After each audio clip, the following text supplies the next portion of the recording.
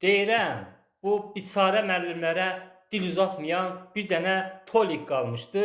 Tolik də bir tərəfdən çıxdı, müəllimləri tənqid etdi ki, bəs müəllimlər hazırlıq keçirlər, repetitorluqla məşğul olurlar, məktəbdə dərs keçmirlər. Ona görə də uşaqların mənəviyyatı pozulur, əxlaqı pozulur, şagirdlər gedib porno video çəkirlər. Ay Tolik, bu müəllimlərdən əl çəkin, kişi.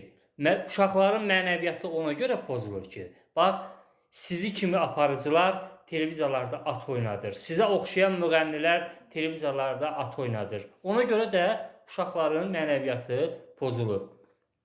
Nə vaxt ki, sizi kimi aparıcılar ekranlardan çıxıb gedəcək, onların yerini normal aparıcılar tutacaq, bax, o zaman uşaqların mənəviyyatı da düzələcək. Bu yazıq müəllimlərin bir dənə gəlir yerləri var, repetitorluq. Görün, neyinirsiniz? Onu da tutub əllərindən ala bilirsinizmi? Onsuz da müəllim bir düzən müəllim maaşı ala bilmir. Kişi, bu müəllimlərdən əl çəkin, öz işinizlə məşğul olun.